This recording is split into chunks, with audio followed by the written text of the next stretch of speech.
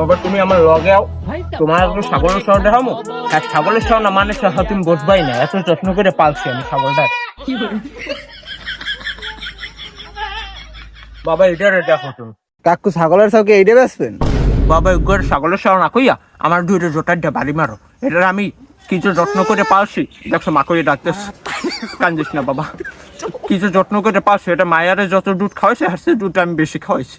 যাই হোক কাকু, আমার ভুল হয়েছে। আমার প্লগের দাম কত কন?